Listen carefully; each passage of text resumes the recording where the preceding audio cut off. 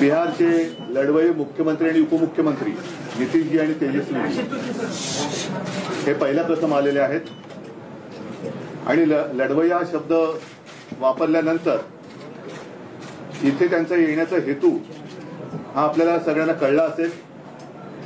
देशामध्ये एकूणच लोकशाहीची हत्या होते की काय असं चित्र दिसतंय आणि लोकशाही वाचवण्यासाठी सर्वच, नुसते मी विरोधी हा शब्द नाही वापरणार, तर विरोधी कोणाचे विरोधी, तर जे लोकशाहीची हत्या करू इच्छितात त्यांचे विरोधी असे सगळे देशप्रेमी पक्ष आणि जनता एकत्र करण्याचे जे आमचे प्रयत्न सुरू आहेत ते प्रयत्न आणखी बळकट करण्यासाठी नितीशजी आणि तेजस्वीजी आणि त्यांच्या सोबत त्यांचे सगळे सहकारी आलेले आहेत। त्यांच्या सगळ्यांचं मी स्वागत करतोय।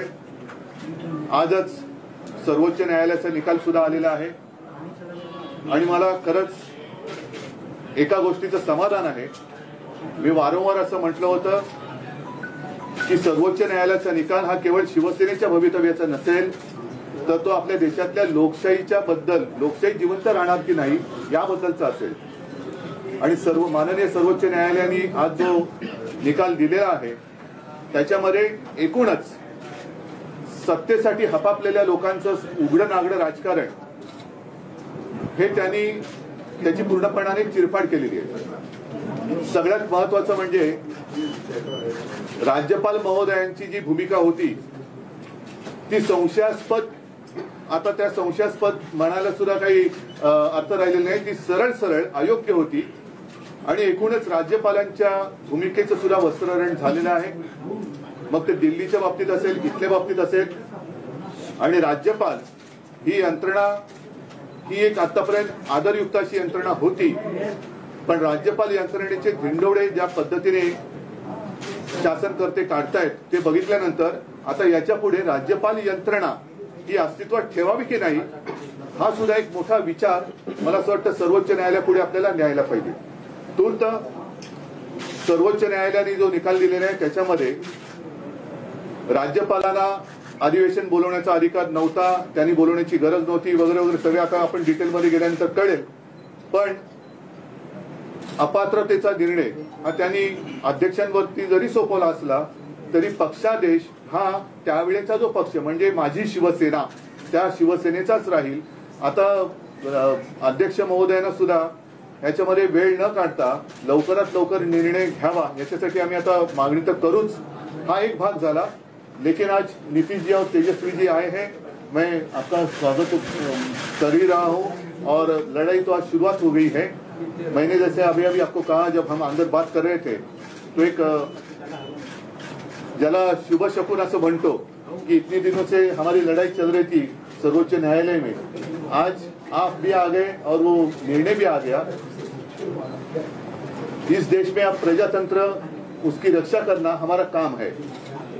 जैसे सर्वोच्च न्यायालय ने कहा कि अगर मैं रिजाइन नहीं करता, मैं इस्तीफा नहीं देता तो शायद मैं वापस मुख्यमंत्री बन जाता। मैं मेरे लिए नहीं लड़ रहा हूँ, मेरी लड़ाई जनता के लिए है, मेरे देश के लिए, मेरे राज्य के लिए है।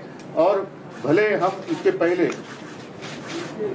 राजनीति में विवाद तो होते रहते हैं, लेकिन एक मत तो हमारा हो गया है कि इस देश को हमें बचाना है, संविधान को बचाना है। और इसलिए आप यहाँ आए हैं, हम मिलकर पूरे, आप तो पूरे देश में घूम रहे हैं, सबके घर जा रहे हैं, हम सब मिलकर ये जो अपने देश को फिर से एक बार गुलाम बनाना चाहते हैं उनको घर भेजेंगे। और मुझे पक्का भरोसा है पूरी जनता हमारा इंतजार कर रही है। राजीनामा देणं ही चूक झाली असं वाटतं का? जी बोलेंगे तो आपने तो बात बता ही दिया है। हम सब लोग तो आए ही हुए हैं इनसे मिलने के लिए। बातचीत तो होती रहती थी, लेकिन ये तय था कि एक लोग आएंगे। इन्होंने आज ही का समय दिया और आज जो इनका मामला था जिसके बारे में जानते ही हैं, इनके साथ जो अन्याय हुआ था, अब जिस तरह से जो फैसला आज आ गया तो बहुत अच्छा हुआ है। अब तो इन्होंने खुद ही बता ही दिया है। और किसी भी प्रकार से, एक तो आश्चर्य की बात है कि पार्टी के नाम तो कैसे कोई बदल सकता है। तो इन सब चीजों को लेकर के तो हम लोग सब दिन तो अपनी बात अपना इनके साथ हम लोग रही हैं, लेकिन अभी जो हम लोग आए हुए हैं उसका मकसद इन्होंने बता दिया। हम लोग चाहते हैं कि पूरे देश में अधिक से अधिक पार्टियां एकजुट हों और मिल करके हम लोग लड़ेंगे। तो आज जो केंद्र में हैं वो पूरे देश के लिए कोई काम नहीं कर रहे हैं और समझ लीजिए इतिहास बदल रहा है। इसलिए इन सब चीजों को देखते हुए अपने देश के हित में और आजादी की लड़ाई हुई और किस तरह से देश आजाद हुआ है और कितना ज्यादा काम होता रहा है पहले से, काम तो करते नहीं। अब आप सब लोग मीडिया के साथी हम आपका नमन करते हैं, आपके हम खिलाफ नहीं कुछ बोल सकते, लेकिन हम जानते हैं ना कि आप लोगों के ऊपर भी किस तरह से किया है कब्जा। कि कोई बात तो थोड़ा बहुत आप कह दीजिएगा, लेकिन ज्यादातर वो लोग अपनी तरफ से प्रचार करवा रहे हैं। काम क्या कर रहे हैं देश में बताइए? कहीं कोई काम हो रहा? और अलग अलग राज्यों में दूसरे पार्टी के लोगों ने जो काम किया है उसके बारे में तो उतना चर्चा भी नहीं होता है। तो इसीलिए देश के हित में जरूरी है कि भाई देश आगे बढ़े और आपस में किसी तरह का विवाद नहीं होना चाहिए। कोशिश क्या हो रही है? समाज में एक तरह का विवाद पैदा हो और ये नहीं होना चाहिए। सब में एकता, हिंदू मुस्लिम कोई भी जाति के हों, सब में कोई विवाद नहीं होना चाहिए, एकता रहनी चाहिए। तो हम लोग तो यही चाहते हैं कि ज्यादा से ज्यादा पार्टियां एक साथ मिल करके काम करेंगी। और इस बीच में बहुत लोगों से बातचीत हो गई है। आज तो इनसे ऐसे हमारी बातचीत हम लोगों की होती रहती आई है, आज भी बात करेंगे। अब इसके बाद ये तय होगा कि कब मीटिंग सब लोगों की होनी। तो अभी तो एक राउंड आप जानते ही हैं, पिछले महीने भी हम लोगों ने बातचीत किया और जिस तरह से बातचीत हुई है अनेक पार्टियों से, बहुत लोगों से बहुत अच्छी बातचीत हो गई है। अब उसके बाद आगे जो करना होगा वो हम लोग करेंगे। सर लेकिन अभी तो आए हैं, बस यही मकसद है इनका और हम लोगों का विचार तो एक ही है ना, भाई देश के हित में काम करेंगे। कोई तरह से जो हमारा पुराना इतिहास है देश का उसको बिल्कुल कायम रखेंगे। तो ये सब चीजों के लिए करेगा। ये लोग तो अपना कर रहे हैं ना, ये लोग आजादी की लड़ाई से क्या मतलब था, जिनको कोई मतलब नहीं। अब वो सोच लीजिए कितना कोई काम हो रहा है, अपने अपने ढंग से नई नई चीजों का नामकरण कुछ भी होते रहता है। तो विचित्र बात है। तो इसीलिए जरूरत इस बात की है कि एकदम पूरे देश को एकजुट करना है और आगे बढ़ाना है। तो अगर सभी लोग एकजुट होकर के करेंगे और उनका जब मुकाबला होगा अगले साल के चुनाव में, लोकसभा के चुनाव में, तो खूब अच्छी तरह से सफलता इधर मिलेगी और फिर देश सही दिशा में आगे बढ़ जाएगा। सर सवाल उसके दो पक्ष हैं। पहला पक्ष ये है, आपने कहा लड़ाई में अपने लिए नहीं लड़ रहा हूँ, मैं जनता के लिए लड़ रहा हूँ। मेरा सवाल यहाँ से इसके दो पक्ष ये है कि पहला तो ये कि क्या अगर आप उस वक्त इस्तीफा नहीं देते तो आज आपकी लड़ाई और ज्यादा मजबूत होकर उभर के सामने आती? पहला मैं मानता हूँ, देखो इसके जिस नजरिया से आप देखते हो, ठीक है, कानूनी तौर पर मैंने इस्तीफा दिया शायद गलत हो सकता है, लेकिन नैतिकता अगर देखे तो जिन लोगों को मेरे पिताजी ने, मेरे पार्टी ने सब कुछ दिया, वो लोग उठकर मेरे ऊपर उंगलियां उठाए, तो उनके लिए मैं मेरा विश्वास या अविश्वास क्यों जताने की कोशिश करूं? तो ऐसे लोगों को अधिकार ही नहीं है मुझे सवाल पूछने का। जिन लोगों ने मेरे पार्टी से सब कुछ लिया और गद्दारी की, तो गद्दार लोग मेरे ऊपर अविश्वास लाए और उसका मैं सामना करूं, कैसे हो सकता है? ये तो गद्दार लोग हैं। आज तो कोर्ट ने कहा, और मतलब कोर्ट ने गद्दार नहीं कहा, लेकिन ये सारी बातें हैं। आज तो मतलब महाराष्ट्र में अब सरकार ही नहीं है। नैतिकता तो अभी जैसे मैंने नैतिकता का पालन किया, तो अगर इस मुख्यमंत्री में जरा भी कोई नैतिकता होगी तो मुख्यमंत्री उप मुख्यमंत्री ने इस्तीफा देना चाहिए, जैसे मैंने दिया। महाविकास आघाडीमध्ये सुद्धा जे सर्व प्रमुख नेते होते त्यांनी तुम्हाला म्हटलं होतं की राजीनामा देऊ नका, आपण फ्लोअर टेस्टला सामोरं जाऊ. तुम्ही भावनिक राजकारणाला महत्व दिलं नाही. असेल तो कदाचित आमच्या घराण्याचा गुण किंवा दोष असेल, पण मी जे आता म्हटलं की ज्या घरानी, ज्या पक्षांनी ज्यांना सगळं काही दिलं, सगळं काही घेऊन सुद्धा जे माझ्या पाठीत वार करायला निघाले, त्यांनी माझ्यावरती अविश्वास आणावा हे मला काही पटलेलं नाही. म्हणजे एक तर स्वतः गद्दार, त्यांनी विश्वासघात त्यांनी केला. विश्वासघात करणाऱ्यांकडून मला जर विश्वासदर्शक ठराव, अविश्वासदर्शक ठरावाबद्दल विचारलं जात असेल तर ते अयोग्य आहे. दो युवा यहाँ पर हैं, आदित्य हैं और तेजस्वी हैं. जिस लड़ाई की आप बात कर रहे हैं, जो मिलकर सामने आए हैं, इनमें इन दोनों का कितना अहम रोल और किस तरह से देखेंगे आप? अभी क्या रोल, अभी क्या वो सिनेमा या नाटक थोड़ी है कि रोल कैसे रहेगा, ये देखो ऐसा रोल रहेगा, ये रोल तो नीतीश जी, जब ये आप इकट्ठा ला रहे हैं, विपक्ष का चेहरा कौन बनेगा? आपकी कुछ कोशिश ठीक है, चलो अभी तो हम इकट्ठा आ रहे हैं. आता तुम्ही जो एक प्रश्न विचारला, सर्वोच्च न्यायालयाने जे काय मला समजलेलं आहे त्यानुसार सांगितलेलं असं आहे की सर्वोच्च न्यायालय याच्या बाबतीत निकाल देऊ शकतो कारण त्यांचा तो अधिकार आहे. परंतु त्यांनी त्या संस्थेचा एक आदर राखण्यासाठी हा निकाल किंवा हा निर्णय घेण्याचा अधिकार अध्यक्षांकडे जरी दिलेला असला तरी व्हीप पक्षादेश हा तो त्यावेळेला जो पक्ष होता म्हणजे माझी शिवसेना त्या पक्षाचा पक्षादेशच चालणार आहे. त्याच्यामुळे हा सगळ्यात महत्वाचा निर्णय सुप्रीम कोर्टाने दिलेला आहे. त्याचबरोबरीने निवडणूक आयोगावरती सुद्धा ताशेरे मारलेले आहेत, राज्यपालांवरती ताशेरे ओढलेले आहेत.